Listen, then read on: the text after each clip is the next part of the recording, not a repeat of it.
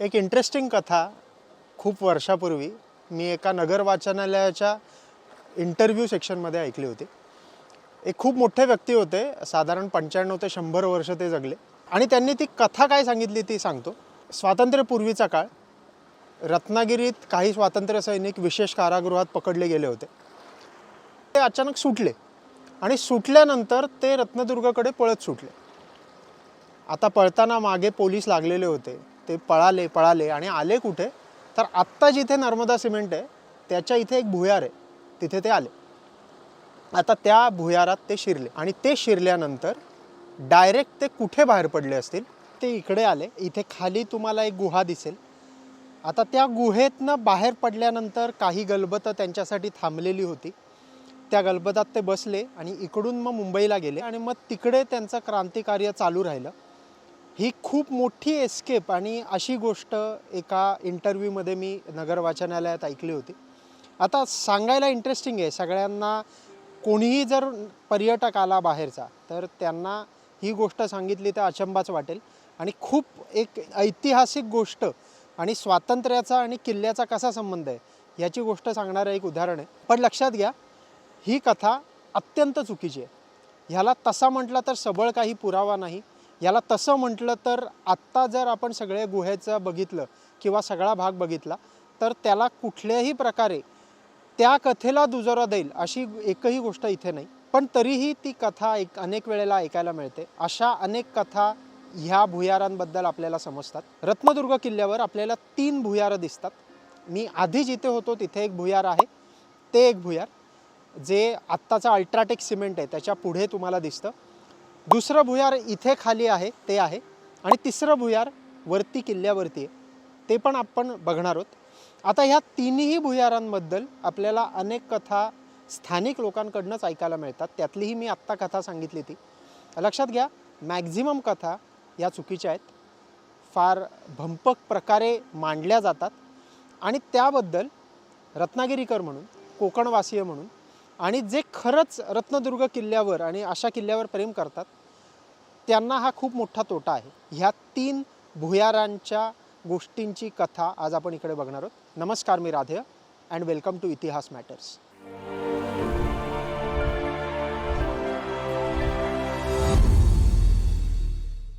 आता कथा आहे ती म्हणजे पहिल्या भुयाराची। हे मागे जे दिसतंय ते पहिलं भुयार आहे।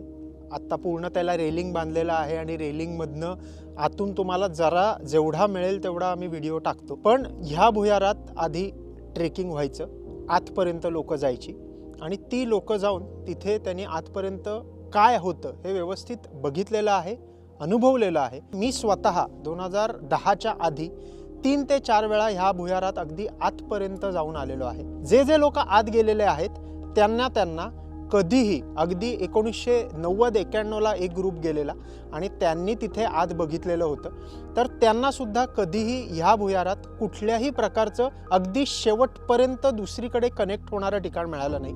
मी पपनदुरी मासे गरवायला नर्मदा जेटीवर गेलो। ती जेटी एकदम शेवटची पहिली, तिथे गेलो। तर त्या जेटीवर मासे गरवून झाले आमचे, संध्याकाळी पुन्हा येत होतो आम्ही। तर येताना पप्पांनी हातातला दगड एक होता तो असा टाकला झाड, तर त्याला तो असा कुठेतरी खाली गेल्यासारखा वाटला। मग पप्पन मला म्हणाला की अरे दगड कुठेतरी असा खाली गेल्यासारखा वाटतो, कारण आम्हाला भुयार तिथे आहे कुठेतरी माहिती होतं। ते मोठं भुयार तोपर्यंत आम्ही बघितलं नव्हतं, कारण आम्ही साधारण 15-16 वर्षाची मुलं, 16-17 वर्षाची मुलं, म्हणून मग आम्ही तिथलं रान ते थोडंसं बाजूला गेलं आणि बघितलं। तर तिथे एक आतमध्ये मनुष्य जाईल असा घसबटत अशी जागा होती। मग पप्पन आणि मी अशी झालं की आपण जाऊन भैयाला, सतीश कुबडे, सतीश मोळे, आपले जे ट्रेकिंग पार्टनर्स आहेत त्यांना सांगू म्हणून वरती आलो आम्ही आणि वल्लभ बोंजू, भैया, सतीश कुबडे, सतीश मोळे ह्या सगळ्या ग्रुपमधल्या आमच्या लोकांना सदर गोष्ट सांगितली। आमचे मोठे बंधू पण होते, मोहन खातू, आणि पुढच्या रविवारी आम्ही गेलो। ते सगळं बॅटरी वगैरे घेऊन आणि चाचपून बघितलं तर पप्पनने आतमध्ये घसपटत गेला आणि साधारण पप्पन म्हणाला की आत गेल्यानंतर आतनं बघून आला आणि सांगितलं की आत घसपटत जाऊन एक अशी मोठी शिळ आहे आणि त्या शिळेला पुन्हा खालच्या बाजूला असं डीप भुयार दिसतंय असं वरनं त्याला ते जाणवलं. मग त्या दिवशी आमच्याकडे इतर सामग्री काहीच नव्हती, नुसतं बॅटरीवर बघायचं ठरलं होतं काय आहे ते. मग तिथे आत जायचं म्हटल्यावर तो छोटी बॅटरी उपयोगाची नाही, मोठं काहीतरी पाहिजे. मग पुढच्या रविवारी अजून 2-3 जणं आम्हाला जॉईन झाले, आमचे मोठे बंधू, आणि ट्रकची बॅटरी घेऊन आम्ही खाली गेलो आणि लाईट घेऊन वायर वगैरे त्या ट्रकच्या बॅटरीला जोडून सगळं ते सामुग्री घेऊन खाली दोऱ्या घेतल्या होत्या आणि खाली उतरून बघायचं, त्या शिळेच्या खाली उतरून बघायचं असं ठरलं. त्यावेळेला आम्हाला संशय तोच होता की इथून बहुतेक रस्ता होता असणार त्यावेळेला, म्हणून आम्ही ते शोधायचं ठरवलं. तिथून आम्ही आतमध्ये गेलो सगळे लाईफ जॅकेट घालून. पप्पन भैया पोहत पुढे गेले आणि शेवटपर्यंत गेल्यानंतर त्यांनी तिकडनं पुकारा करून सांगितलं की काही नाही आहे, इथे वाळू आहे आणि इथे बंद झालं आहे, असं निमुळतं असं हे झालं. मग आम्ही गेलो, आम्ही सगळेजण गेलो, जवळजवळ 7-8 जणं त्यावेळेला पोहत शेवटपर्यंत गेलो लाईफ जॅकेट्स घालून. पण त्याच्यानंतर ते कळलं की आर्टिफिशियल ती गुहा नाही, नॅचरल गुहा आहे. हां, कारण खोदण्याच्या कुठल्याही खुणा त्याच्यात नव्हत्या. हां, आणि ती नॅचरल पोकळी तयार झालेली होती. सुरुवात अशी झाली की 2000 साली आम्ही जेव्हा माझ्या काही पेपरची कात्रणं वाचण्यात आली की 1988 साली जे दिवंगत अरुण सावंत सर, त्यांची एक मुंबईतला क्लब होता केव्ह एक्सप्लोरर म्हणून, त्यांनी ती गुहा एक्सप्लोर केली होती आणि ते माझ्या वाचण्यात आलं होतं. म्हणून थोडी त्याच्याबद्दल मग उत्सुकता निर्माण झाली, कारण रत्नदुर्ग माउंटेन्स पण इथे केव्ह एक्सप्लोरेशन म्हणजे आतापर्यंत आम्ही 26-27 केव्ह एक्सप्लोर केलेले आहेत. मग ते त्यांची ही वाचल्यानंतर मग त्यात बरीचशी नावं ही आपल्या रत्नागिरीतल्या लोकांची होती, उदाहरणार्थ लाल्या खातू, वल्लभ बंधू वगैरे. मग त्यांच्याकडून आम्हाला माहिती मिळाली की अशी अशी गुहा आपण 1988 साली आपण एक्सप्लोर केली होती. त्यानंतर त्या गुहेमध्ये कोणी गेल्याचं आजपर्यंत आम्हाला हे नव्हतं, ऐकिवात नव्हतं. म्हणून म्हटलं चला आपण पण आता केव्ह रत्नदुर्ग माउंटेन्सची तेव्हा 1984 साली स्थापना झाली होती, आपण पण ती गुहा एक्सप्लोर करूया. मग झालं काय होतं, 2000 साली जे इथे भूकंप आला होता रत्नागिरी, त्या भूस्खलनात ती बरीचशी केव्ह ही गाडली गेली होती. मग रत्नदुर्ग माउंटेन्सच्या सगळ्या मेंबर्सनी त्याच्या तोंडावरची सगळ्या राडारोळा, वाळू म्हणजे माती वगैरे सगळी बाजूला करून आम्ही त्या गुहेत प्रवेश केला होता. आणि 2003 नंतर ती आम्ही आमच्या ज्या रॉक क्लाइम्बिंग ॲडव्हेंचर कॅम्पचे जे स्टुडंट असतात किंवा पार्टिसिपंट असतात, मुलं असतात, त्यांना ॲज अ ती ॲडव्हेंचर ॲक्टिव्हिटी म्हणून आम्ही कंडक्ट करायला लागलो. ती आजतागायत करतो आहे. ही गुहा ही समुद्राच्या पाण्याने हे केलेली आहे आणि ही गुहा पूर्णपणे बेसॉल्ट दगडाची आहे. अभ्यासकांचं असं मत आहे, जे जिओलॉजिस्ट वगैरे त्यांच्या म्हणण्यानुसार, ज्यांना मी कॉन्टॅक्ट केल्यानंतर त्या गुहेचा जेव्हा मी अभ्यास केला तेव्हा मला त्यांच्या म्हणण्यानुसार असं मला समजलं की बेसॉल्ट दगडाचा समुद्राच्या पाण्यामध्ये झिजण्याचा वेग हा वर्षाला 1/2 ते 1 इंच असतो फक्त. ती पण सिच्युएशन जशी असेल तशा त्या प्रमाणात, म्हणजे जर समुद्राला फेस करून असेल आणि लाटा डायरेक्ट त्याला डॅश मारत असतील तर ती गुहा वर्षाला 1 इंच ह्या हिशोबाने ती म्हणजे गुहा नाही, क्रॅक पाणी दगडाचा झिजण्याचा प्रकार आहे तो वर्षाला 1 इंच ह्या हिशोबाने घडते. मग त्या कॅल्क्युलेशन जर विद्यमान गुहेचे जर आपण एज काढायचं म्हटलं तर ही गुहा 400 फूट खोल आहे समुद्रापासून आतमध्ये गेलेली. तेवढं त्या पाणी जी पहिली क्रॅक होती त्यामध्ये लाटा आपटत होत्या, त्या लाटांनी त्या क्रॅकला मोठं करत गेलं आहे आणि मग त्याचे हे वाढत गेलं त्याचं ग्रुप आणि आतमध्ये 400 फूट खोल गेलेली आहे ती. पण जेव्हा रत्नदुर्गच्या पायथ्याशी जेव्हा ब्रेक वॉटर वॉल बांधण्यात आली तेव्हा 80च्या दशकात त्या गुहेचं समुद्रापासून असलेलं जे एंट्रन्स होता तो बंद झाला आणि ती गुहा आता एक सर्टन 100 फुटावर येऊन ती कट करण्यात आली आणि डोंगरच पूर्ण कापण्यात आला. त्यामुळे त्याचा समुद्राशी असलेला संपर्क तुटला आणि आता त्यामध्ये जे पावसाचं रेन वॉटर जे सगळे डिपॉझिट होत आहे त्यामुळे ते आता पूर्णपणे ते गोड्या पाण्याची गुहा झालेली आहे. त्यातला 250 फुटाचा हा प्रवास आहे. आम्ही जेव्हा आतमध्ये गुहेत नेतो तेव्हा सुरुवातीला तुम्हाला ओनवाहून खाली उतरावं लागतं, नंतर 5-10 फुटाचा क्रावलिंग आहे, नंतर परत चढायला उभं राहायला लागतं. एवढ्या म्हणजे 10 लोकं राहतील एवढी मोठी स्पेस आहे.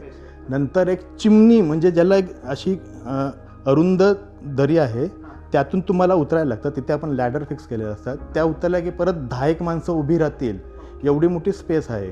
तिथून पाण्याचा प्रवास सुरू होतो. तो 250 फूट आहे सरळ. आणि अशी विड्थ बघायला गेली तर ती 8 फुटाची फक्त विड्थ आहे क्रॅकची. त्यातून जो प्रवास सुरू होतो तो पुढे 250 फुटावरून मग विड्थ नॅरो होऊन ती बंद झालेली आहे. नॅचरली बंद झालेली आहे. म्हणजे इथे बऱ्याचशा कथा सांगितल्या जातात की इथून कुत्रं सोडलं की किल्ल्याच्या वरती निघालं जातं, किंवा इथून धूर सोडला की इथून किल्ल्याच्या वरती वगैरे होतं. आम्ही त्याही दृष्टीने अभ्यास करायचा प्रयत्न केला की अजून कुठे त्याला गुहेला वाट आहे का. आम्हाला असं पण वाटलं की त्या गुहेत पाण्याच्या खालून तर दुसरं तोंड असू शकतं, काही असू शकतं. म्हणून आम्ही त्यामध्ये पाणबुडे पण सोडले. 2017 साली पाणबुडे सोडले. म्हणजे मला वाटतं महाराष्ट्राच्या इतिहासात पहिलं असेल जे केव्हमध्ये पाणबुडे गेले असतील. त्यांच्याकडून आम्ही प्रॉपर मॅपिंग केली, त्या गुहे मॅपिंग केली, लांबी रुंदी प्रॉपर काढली प्रत्येक 10-10 फुटावरती. आणि रितसर त्याचं आम्ही मॅपिंग करून ते प्रोजेक्ट आम्ही कलेक्टरला सादर केला.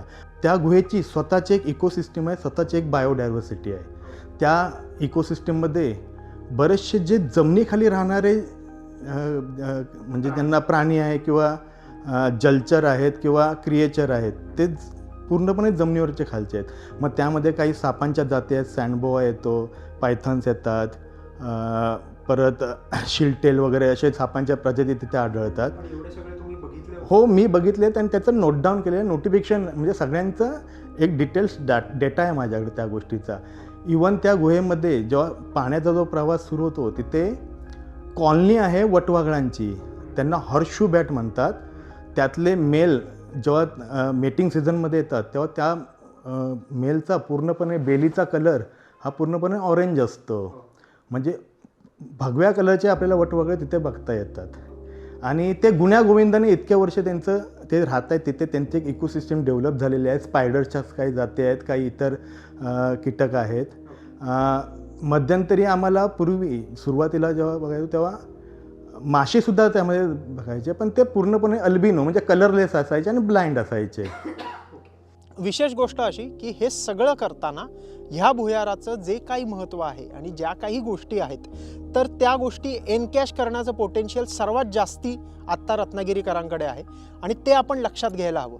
आणि आता जे पुढचं भुयार आहे ते तिकडे आहे, ते आपण बघूया. आता पुढची कथा इकडचं जे पाणभुयार आहे किंवा इकडची जी गुहा आहे त्याबद्दल. अनेक वेळेला लोक म्हणतात की इथे काही बोटी लागायच्या आणि त्या बोटीतनं लोक आत जायची आणि त्याच्यानंतर वरच्या भुयारी मार्गाने वरच्या किल्ल्यावर जायची. तुम्ही जर नीट निरखून बघितलं तर तुम्हाला समजेल की तिथे फार दगडी सगळं प्रदेश आहे. दुसरी गोष्ट अशी की ओहोटीच्या वेळेला पाणी खूप मागे जातं आणि मागे जाताना सुद्धा आपल्याला तिथे अनेक प्रकारे दगडं आहेत हे समजतं.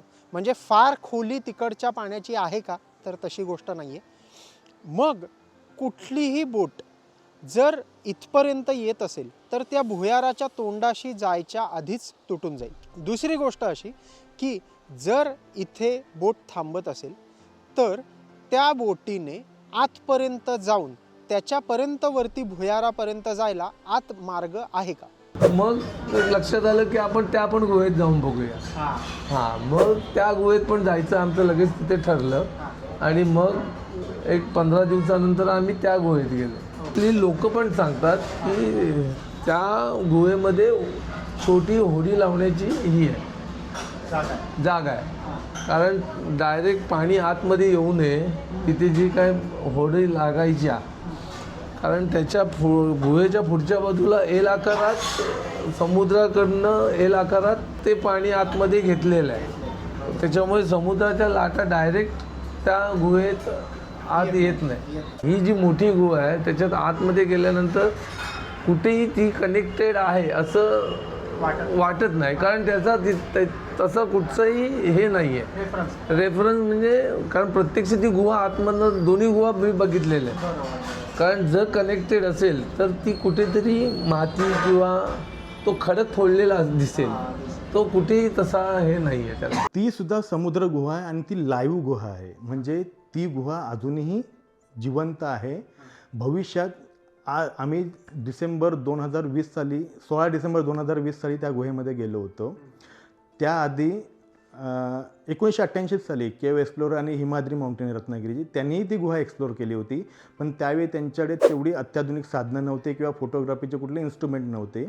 त्यामुळे ते कुठेही पब्लिश झाले नाही तेवढं किंवा प्रसिद्धी मिळाली नाही.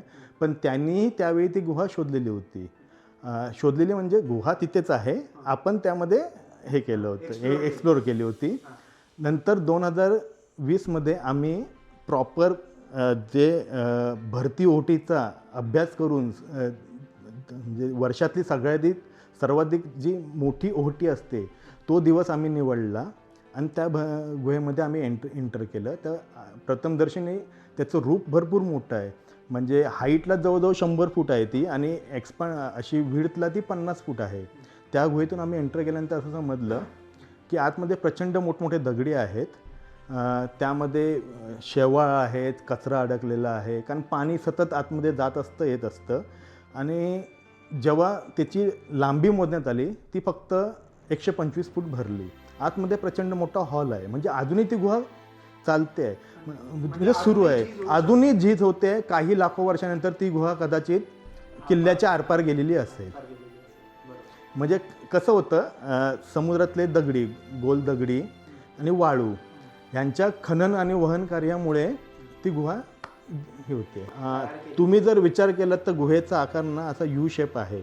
आणि म्हणजे तुम्ही तिथे जाऊन बघितलं, प्रत्यक्ष पाहिलं भरतीच्या ठिकाणी वगैरे, तर खरंच तिथे एवढी स्पेस आहे की 40-50 फूट लाटा आतमध्ये कंटिन्यू येत असतात, मारा करत असतात. तर त्या यू शेपमध्ये होडी लागणे आणि ती स्टेबल राहणे तेवढं पॉसिबल नाही. आतमध्ये दगडी आहेत, तुम्ही आतमध्ये गेला की तुमच्या आतमध्ये जाऊन त्या होड्या फुटणारच आहेत. आणि मग शेजारी अशा नाळ वगैरे आहेत का की जे ठोकलेत किंवा काही खरवडण्याचं वगैरे? नाही, म्हणजे पूर्णपणे नॅचरल. ही लाईव्ह केव आहे. म्हणजे जर भारतात जर लाईव्ह केव बघायची असेल तर रत्नागिरीत येऊन ती तुम्ही गुहा बघू शकता. आत्तापर्यंत अनेक लोक जे ह्या भुयारात आत गेलेले आहेत त्यांना नीट समजतं की नॅचरली तो पूर्ण जो आतला एक रोड आहे तो बंद झालेला आहे. आता तो बंद झाला आहे की तेवढीच गुहा आहे की अजून काय आहे ह्याचे आपल्याला लिखित उल्लेख सापडत नाहीत. पण एक गोष्ट लक्षात येते की ह्या भुयाराबद्दल ज्या काही चर्चा होतात त्या चर्चा असण्यासारखं आत्ता तरी इथे काही दिसत नाही. जिथे एवढा एक मोठा भुयारी मार्ग आहे तिथे काही ना काही कुठले तरी त्या काळचे अवशेष सापडतील. तसे कुठल्याही प्रकारचे कुठलेही अवशेष मिळाल्याचा लिखित पुरावा आपल्याला सापडत नाही. कुठेतरी ठोकलेलं असेल, कुठेतरी काहीतरी कोरलेलं असेल, काही असेल, तसं काहीच सापडत नाही. मग नॅचरली तयार झालेलं आहे हे नक्की. आणि नॅचरली तयार झालं असेल तर ओहोटीच्या वेळेला पाणी एवढं मागे जातं, एवढा दगडी प्रदेश आहे, तर मग तिथे बोटी कशा लागत होत्या? आणि बोटी लागत होत्या तर मग तो भुयारी मार्ग वरपर्यंत नेत होता का? इथेच लोक थांबून फक्त काही वेळ विश्रांती घेत होती का? अनेक प्रश्न अनुत्तरित आहेत. आणि ते अनेक प्रश्न अनुत्तरित असताना आपण ह्या गुहेतनं लोक वरती जायचे असं आपण ठामपणे म्हणू शकतो का? तर तसं नाही आहे. पहिली गुहा जी आपण बघितली तिथे सुद्धा मी स्वतः गेलेलो आहे, त्यामुळे सांगितलं की पूर्ण रस्ता बंद झाला आहे. इथेही रस्ता बंद झालेला आहे. आणि आता आपण तिसऱ्या भुयाराकडे जाऊ. आता आपण जिथे आहोत तिथे आत आहे इथे ते म्हणजे तिसरं भुयार. आता ते तिसरं भुयार भगवती मंदिर जे आहे त्याच्या मागे आहे. तुम्ही जर नीट निरखून बघितलं तर त्या भुयाराला आता त्यांनी व्यवस्थित पायऱ्या केलेल्या आहेत आणि पायऱ्या करून ते आतपर्यंत तिकडे आपल्याला भुयार बघता येतं. पण तरीही तुम्हाला समजतं की आतमध्ये गेल्यानंतर एका पॉईंटला ते भुयार बंद होते. आता अनेक लोक असं म्हणतात बहामनी काळात हे जे भुयार होतं ह्या भुयारातनं लोक एक सेकंड मार्ग, एक दुसरा पळायचा मार्ग म्हणून हे भुयार वापरलं जात होतं. भुयारी मार्ग म्हणतात त्याला. कुठल्याही किल्ल्याला एक वेगळा स्वतःचा भुयारी मार्ग असतो. मेन एंट्रन्सपासून दुसरा एक असा मार्ग जिथून अचानक पळून गेलं तर लक्षात येणार नाही अशी सोय कायम केलेली असते. आपल्याला अगदी शिवपूर्व काळापासून असे किल्ले आणि असे भुयारी मार्ग दिसतात. तोच हा भुयारी मार्ग असावा असं आपण म्हणू शकतो आणि तो भुयारी मार्ग आपण इथे बघतोय. पण तरीही परत काही संस्थांनी, काही माउंटेनिअरिंगच्या ग्रुप्सने ह्या पूर्ण भुयारात एंट्री घेतली, तिथे आतपर्यंत गेले, पण परत एका पॉईंटला तो पूर्णपणे बंद झालेला दिसतोय. वरची गुहा आहे ना, ही लॅटराईट दगडापासून झालेली आहे, म्हणजे आपला जो जांभळा दगड आहे तो. आणि त्या गुहेचं फॉर्मेशन असं आहे की जांभ्या दगडामध्ये बऱ्याचशा चुनखळी साठलेली असते. त्यामध्ये जर पाणी पडलं तर मग तिथे पाण्याचा जेव्हा निचरा होतो तिथे पोकळी तयार होते. मग त्या प्रकारच्या गुहा आहेत त्या. खालची परत समुद्राला लागून जी गुहा आहे ती परत बेसॉल्टची जागा आहे. असं सांगितलं जातं की तिन्ही गुहा एकमेकांना कनेक्ट आहेत आणि पूर्वीच्या काळी ॲज अ चोर दरवाजा किंवा पळून जाण्यासाठी किंवा लपून मारा करण्यासाठी वगैरे त्याचा वापर केला जातो. म्हणजे त्या कथा असू शकतात किंवा तसं त्यावेळी असू शकेल. 300-400 वर्षापूर्वी त्या गुहेचं फॉर्मेशन कसं होतं आम्हाला माहीत नाही, पण सद्यस्थितीत आम्हाला असं आढळून येतं की तिघांची कुठे एकमेकांशी लिंक नाही आहे. पोकळी म्हणजे त्याची 3 तोंडं आहेत, तिन्ही तोंडाकडे जाऊन बोललं, पण त्याचं पुढे कुठे आम्हाला नाही, किंवा ती काळ्याच्या याच्यात पडझडमध्ये पण ते मिटलेली असतील असं असू शकतं. म्हणजे तिन्ही भुयारी मार्ग आत्तापर्यंत जे लिखित किंवा ज्यांनी अनुभवलेले पुरावे आहेत ते हेच सांगतायत की हे भुयारी मार्ग बंद आहेत आणि एका ठिकाणावरनं गेलं आणि दुसऱ्या ठिकाणावरनं बाहेर पडलं असं कुठूनही आपल्याला झालेलं व्यवस्थितरित्या दिसत तरी नाही. आता आपण 3 भुयारांची माहिती बघितली, त्याच्यानंतरच्या त्याच्या गोष्टी बघितल्या, त्या दंतकथा काय आहेत ते बघितलं, त्याच्याबरोबर जे जे लोक त्या भुयारात आत गेले होते त्यांच्या कथा आपण ऐकल्या आणि ते काय बोलले होते हेही समजून घेतलं. हे सगळं करताना आपण कायम एक गोष्ट लक्षात ठेवली पाहिजे की ह्या कथा एका लिमिटच्या बाहेर पसरल्या नाही गेल्या पाहिजेत. ह्याचं कारण काय तर मुळात लक्षात घ्या, जेव्हा दंतकथेला किंवा कुठल्याही कथेला ऐतिहासिक जोड नसेल, रेफरन्सेसची जोड नसेल आणि त्याहीपेक्षा त्या कधीतरी अतिशयोक्ती वाटत असतील तर त्या ठिकाणचं महत्त्व, त्या ठिकाणची ऐतिहासिक माहिती ही सगळीच अनावधानाने पातळ होऊन जाते. आणि मग प्रॉब्लेम काय येतो, तो प्रॉब्लेम खरंच असं येतो की मग तो किल्लाच होता का, मग त्याला खरंच इतिहास होता का, मग खरा इतिहास कुठला, खोटा इतिहास कुठला, या अशा चर्चा सुरू होतात. आणि अशा चर्चा सुरू झाल्या की तो किल्ला, ते ऐतिहासिक ठिकाण किंवा तिकडची सगळी वास्तू ही खूप लोकांना एक तिरस्काराची गोष्टसुद्धा वाटू शकते. अशा गोष्टी झालेल्या आहेत. आणि अशा गोष्टी झाल्या की प्रॉब्लेम हा येतो की आपल्याला आत्ताच्या 21व्या शतकात त्या ठिकाणचं महत्त्व संपून जातं आणि ते संपून गेलं की आपल्याला ते एनकॅश करता येत नाही, त्याच्यातून पर्यटन होत नाही किंवा त्याच्यातून काहीच गोष्टी होत नाही. मग अशा वेळेला ह्या ठिकाणचं महत्त्व काय, एवढी सगळी कथा सांगितली का? मुळात इतिहास मॅटर्स चॅनलचं उद्दिष्टच हे आहे की कधीही 21व्या शतकात ते ॲप्लाय कसं करता येईल ह्याचा आम्ही विचार करतो. आणि तेव्हा आम्हाला सांगायला एक आनंदाची गोष्ट अशी आहे की एवढं आतपर्यंत जाणारं भुयार आणि ते पण ॲडव्हेंचर स्पोर्ट म्हणून ठेवू शकू असं खूप कमी ठिकाणी, कोकणात तर दुसरं कुठे नाहीच आहे. खरं सांगायचं म्हटलं तर पूर्ण भारत देशामध्ये कुठेही केव एक्सप्लोरेशनसाठी पर्यटकांना घेऊन जात नाही, किंवा आम्ही जे पर्यटन घडवून आणतो गुहेमध्ये ते ॲज इट इज, म्हणजे तुम्ही एका एक्सपिडिशनला जातात त्या तयारीने आम्ही तुम्हाला घेऊन जातो. सगळीकडे सुरक्षेची सगळी काळजी घेतली जाते आणि भारतामध्ये असं कुठेही होत नाही. म्हणजे मेघालय इतर ठिकाणी वगैरे गुहा आहेत ते लोकांना दाखवल्या जातात, ते तुम्ही चालत जाता, लेझर शो असतात, LED लायटिंग वगैरे सगळी केलेली असते, सगळीकडे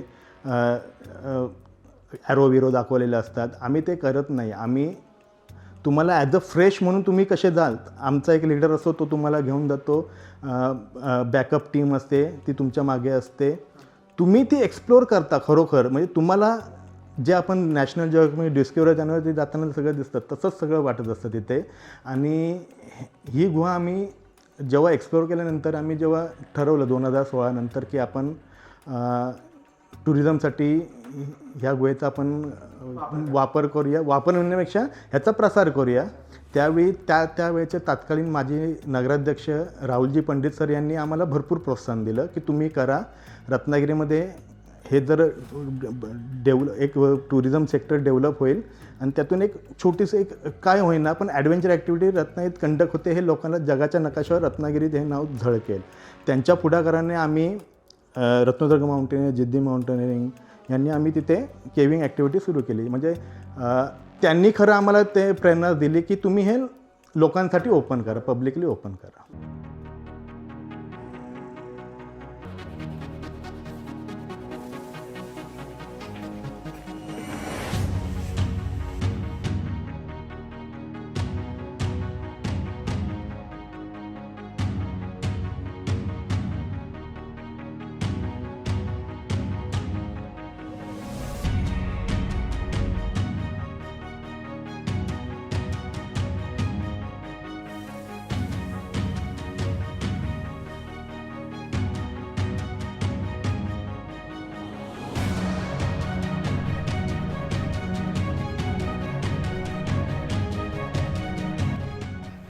मित्रांकडनं हा समजलं की इथं केविंग ॲक्टिव्हिटी होती which is incredible from the safety point of view, from the team point of view.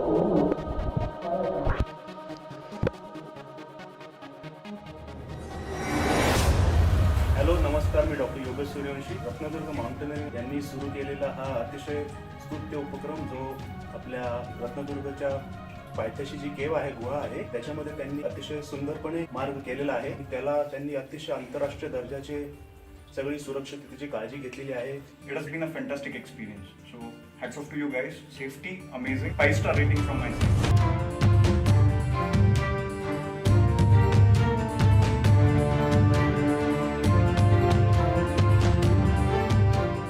मग अर्थात आत्ता त्याला रेलिंग बांधलंय, ती खरंच काळाची गरज आहे. तुम्ही आत्ता तिथे बघितलं तर तुम्हाला ते व्यवस्थित दिसेलच. मी फोटो पण तुम्हाला टाकलेलेच आहेत. पण ते रेलिंग करताना जर रत्नदुर्गची ऐतिहासिक माहिती, शिवसृष्टीवरनं दिसणारा सनसेट आणि त्याबरोबर भुयारामध्ये ॲडव्हेंचर ट्रेक, ह्या 3 गोष्टी एकत्र केल्या आणि रत्नागिरीकरांनी ते एक पॅकेज म्हणून पुरवल्या, तर ह्याला किती महत्त्व येईल बघा. एक कमिटी नेमून जर आपण तिकीट लावलं आणि त्या भुयाराची आणि किल्ल्याची आपण डागडुजी करण्यासाठी जे वापरलं, तर ते एक चांगलं एम्प्लॉयमेंट जनरेशन टूल पण आहे. लोकांना रोजगार 100% मिळेल आणि त्याबरोबर रत्नदुर्ग किल्ल्याचं महत्त्व तेवढंच अबाधित राहील. किंबहुना काही वर्षांनी आपल्याला अजून गोष्टी समजतील, अजून अभ्यासक येतील, अजून वेगवेगळ्या गोष्टी होतील आणि हा 120 एकरमध्ये पसरलेला किल्ला हा लोकांसाठी, रत्नागिरीच्या लोकांसाठी एक ॲसेट ठरेल. थँक्यू सो मच हा व्हिडिओ पाहिल्याबद्दल. तुम्हाला जर हा व्हिडिओ आवडला असेल तर लाईक करा, शेअर करा, सबस्क्राईब करा आणि त्याहीपेक्षा तुम्हाला या कथेबद्दल किंवा अशा अनेक कथा ज्या माहीत असतील त्या कमेंट सेक्शनमध्ये नक्की सांगा. अजून कुठल्या दंतकथा आहेत का हे तुम्हाला विचारायचं असेल तर कमेंट सेक्शनमध्ये नक्की सांगा. त्याप्रमाणे आम्ही अभ्यास करू आणि तुम्हाला उत्तर द्यायचा प्रयत्न करू. आणि अजिबात कधीही विसरू नका, इतिहास मॅटर्स.